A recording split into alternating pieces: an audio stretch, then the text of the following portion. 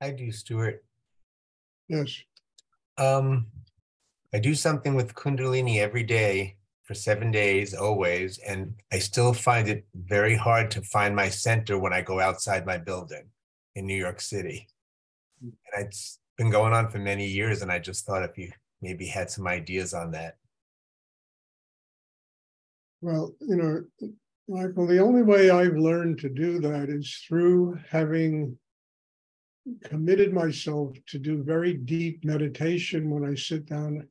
I mean, I've been teaching this for a very long time. I've been doing it for a long time. And, it's training. That's all it is. It's conditioning yourself to keep your mind focused below the navel. And when you sit down and meditate, all you're doing is building a system that enables you to do that. You understand? And if you can't do it when you step out the door, it's just reminding you that you have to even go a little deeper and a little deeper. Because that's the only answer to that situation. There's no way, it's not like turning a light on in a room and it just is something that happens organically inside you because years of doing your inner work have given you that kind of training. It's like mastering a musical instrument. Years of practice and practice and practice allows you to master the violin. And you can do things with it that are amazing because you have the mastery of the craft. What I teach is a craft. That's all I teach. But it's a craft that's very difficult to learn because we're up against one person, ourselves. Now you got to remember, I spent 6 years sitting with Rudy, having him drain into me all of this stuff. Literally beating it into me for 6 years. I mean, and I learned it. I had no choice but to learn it. And it wasn't easy. You know how many times I wanted to run away and say, what am I doing here? This is crazy. What do I need this for? And we said, well, where are you going to go? Who's going to teach you this? Who on this planet is going to teach you what he was teaching me? So I kept getting closer and closer to him. Eventually lived in his house. I was the first person to go live in his house. And I knew that I needed that. I really needed that. I needed to have my chops busted every day as a reminder that I have a lot of work to do on myself. I have a lot of growing to do. I can't assume anything, and I have to discover how to use whatever experiences I have as my teacher. It worked. It worked. For God's sake, it worked. But it worked because the commitment was there. And it wasn't, look, I love Rudy and he saved my life. But it was a commitment to a spiritual life. Whatever I had to do to learn to get to God, I was willing to do. Part of it was learning how to live in the world and not letting the madness of the world drive me crazy.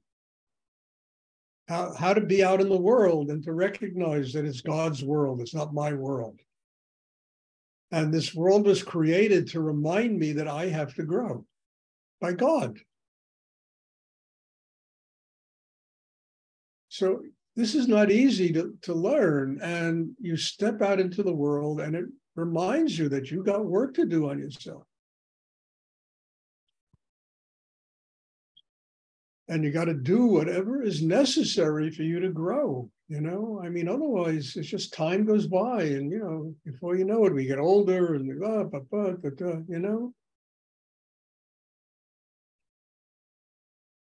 So what I'm saying is not an easy answer. It's an answer that takes guts, it takes commitment, it takes a need inside that is so hungry to have a spiritual life. You're willing to do whatever it takes to have it.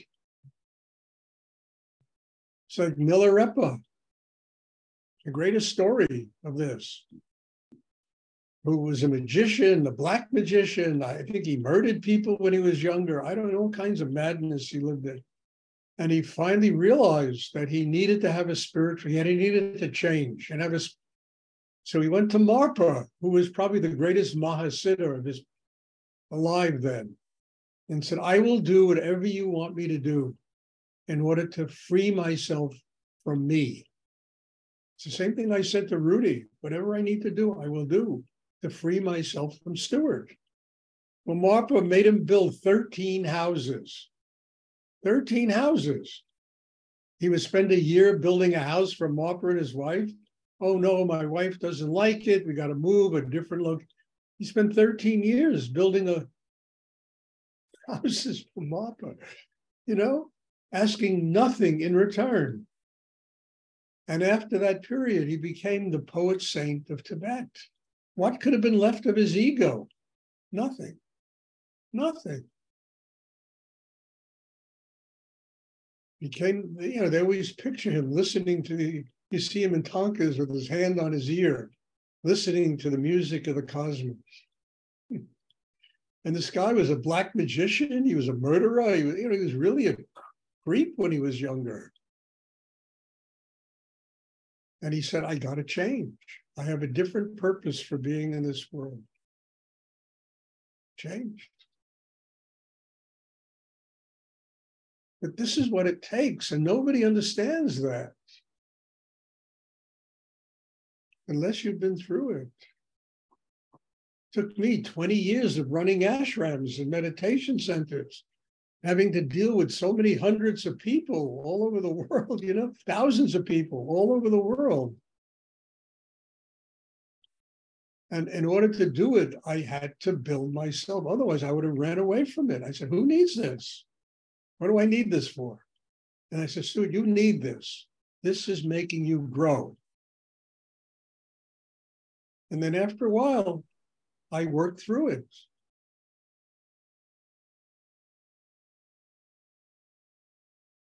It fell away. And now, I got this Zoom thing, which is, I teach people on 4 continents here, it's ridiculous.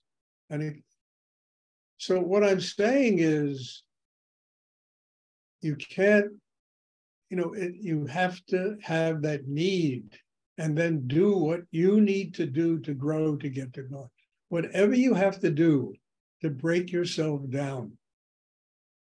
And I saw Rudy do it. He spent 13 years with a teacher who he couldn't stand to be around him. Spent 13 years. And I said to him, Rudy, why? He said, he's the only person I've ever met in my life who can break me down. And his breaking Rudy down forced Rudy to go to God. It was the only answer, how to get through the situation. That to me was like, when he told me that, I was like, to me, it was one of the most amazing things I ever heard. Because I saw it. It wasn't like something told to me. I saw it with my own eyes, what this teacher was doing to him, how he treated Rudy. And Rudy treated him with the ultimate respect and dignity, paid for him and a whole group of people to come to America. It was incredible. And why do you do this? He said, I don't know anyone else who can break me down.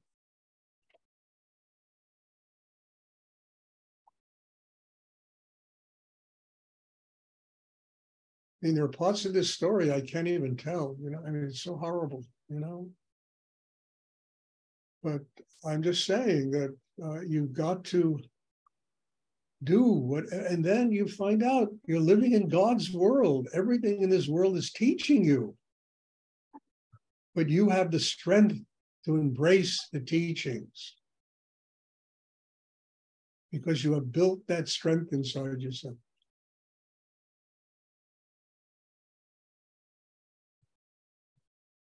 I hope this is clear, and I hope that next class there'll be nobody here, maybe. You realize the difficulty of doing this kind of thing, I don't know.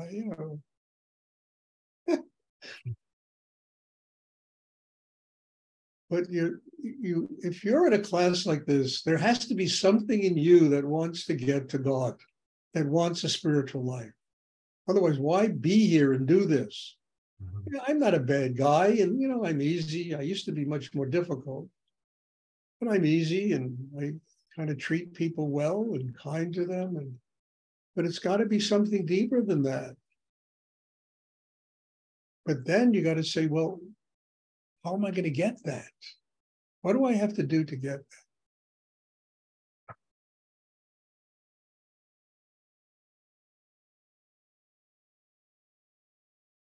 I said that to myself when I was living on 21st Street in Chelsea, at a $38 a month apartment. And I said, what do I have to do to get that? And I went to Rudy and I said, can I possibly move into your house? And he looked at me with a big grin on his face. And he said, absolutely, you have to come live there. This is what he said to me. I gave up, in New York City, I gave up a $38 a month apartment. That's a serious thing to surrender in New York City. I could be living there today, paying $162 a month.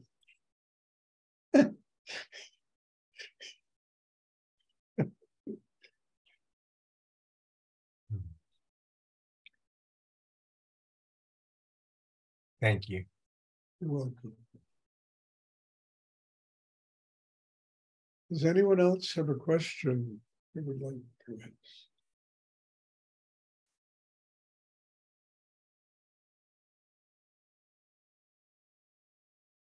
It's anything. You want to be in theater, you want to be in music, you want to be in the art, you have to do whatever it takes to master your craft and to learn how to do it. Want to be a lawyer, a doctor, imagine how hard it is to be a doctor. I can't imagine our world today. People coming with so many different physical ailments and problems.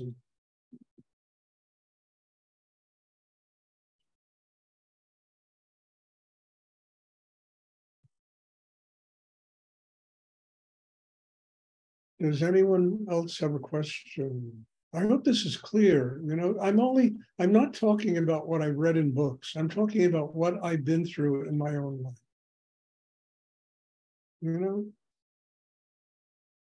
And this conversation, or my monologue here, could go on forever, frankly, about the stuff I've had to go through in my life in order to do what I'm doing today. And I'm still the only one who never misses a class. It's true. And I probably need this class less than anyone who comes. And I'm the only one who never misses a class.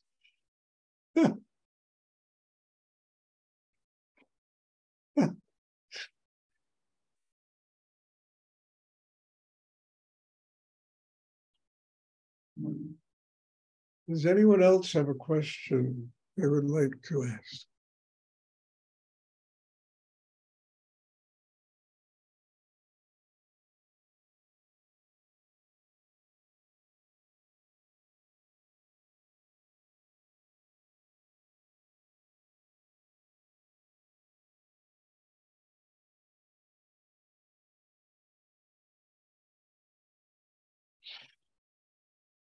I remember, I'll never forget, when I opened my gallery, there was a guy who came into my gallery and he used to come in all the time. And we started talking. And I said, well, where do you live? He said, oh, over in Chelsea. And he lived in the apartment that I gave up. And it was really funny. I said, what are you paying for that apartment? He said, well, $1,500 a month. This is back in 1981, which was, today it would be cheap. $1,500. I was paying $38 a month when I gave it up. And he was living in the exact same place.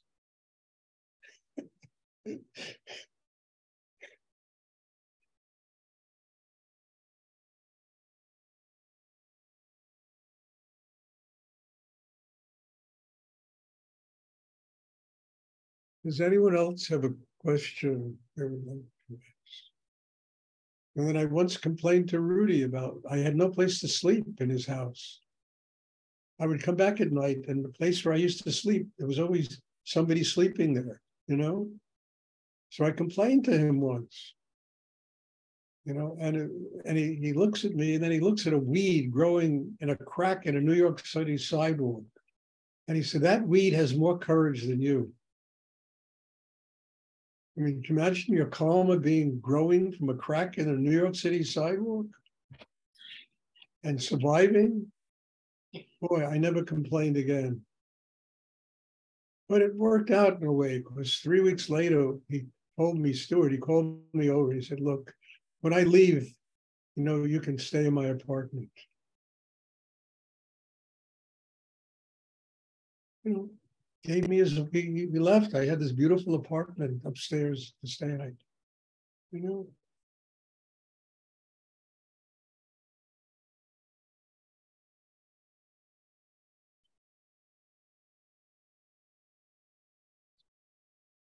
Does anyone else have a question they would like to ask?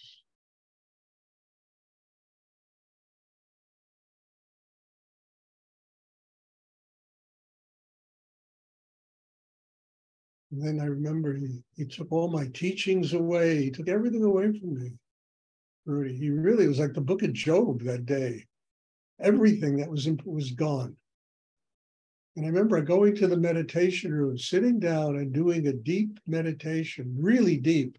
And Nityananda came and was sitting right in front of me, and he said to me, you know, so what has Rudy done? He said, it's the first time in your life you'll be able to grow in an organic way, in a healthy way.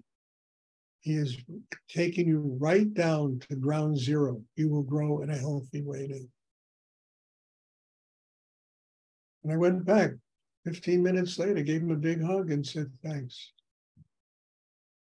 And he looked at me, smiling, and said, I didn't think you'd get it this quickly.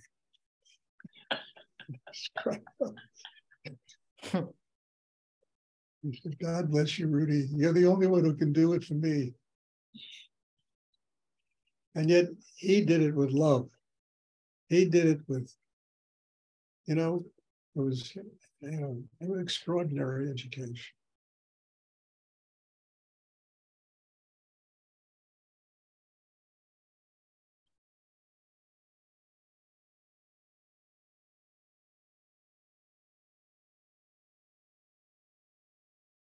When he asked me to go to Denton, Texas, so you know, they called him up. Oh, we need a teacher here. We need a teacher. The place is crazy. Everybody, blah, blah, blah. So I said, okay. You know, he said to me, I want you to go. So I'm sitting there meditating with him in the house, right by the kitchen, upstairs, and the living room. And I looked at him, and kind of with my tongue in cheek, I said, well, Rudy, what am I supposed to do there? So he got really upset at me. He said, what do you, I said, Rudy, you told me I'm not a teacher. He said, you son of a bitch, you're really learning. He said, I want you to go there and teach.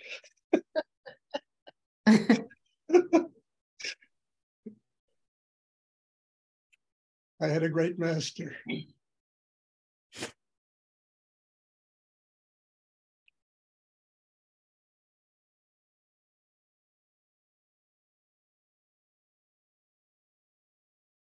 And I want you to go there for 3 weeks. And then he came down 6 months later. And I said to Rudy, it's been a hell of a 3 weeks. I mean, frankly, the last place in the world I ever wanted to be was Denton, Texas. And he said, you're on your 3rd day.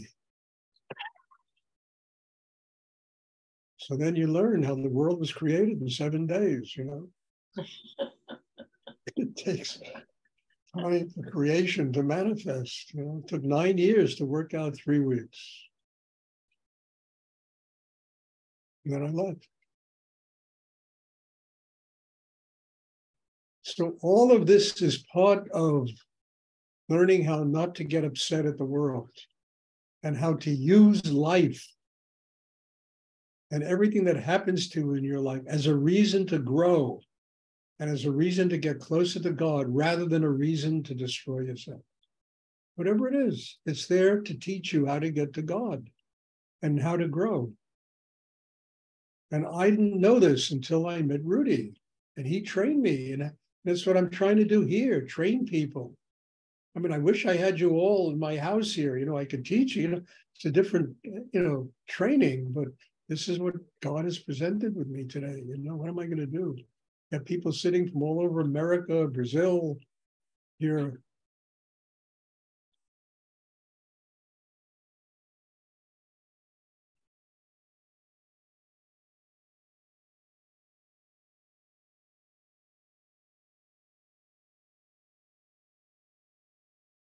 Does anyone else have a question would like to ask? And I know you all have responsibilities and jobs and family and all that stuff, and I would never take people away from that. But you have to find out the secret in yourself of how to do both. It's not this or that. It is this and that and that. How to do both.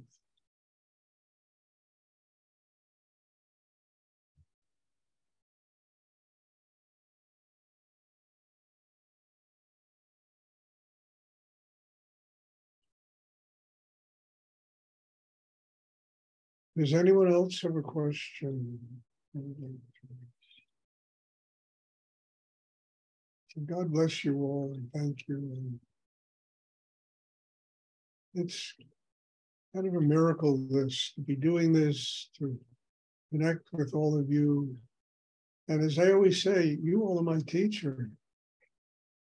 I mean, every class I come to here is teaching me how to grow and how to build myself and how to get closer to God. And I just have an infinite gratitude. Otherwise, I wouldn't do this. Who in their right mind does this? What I do here? It's not, But every single class, every one of you is really part and parcel of truly teaching me what I have to do to grow. And I find that there's an enormous amount of gratitude in myself. And the willingness to do this because this is my path, whatever it is, to God. Every one of you will have a different path.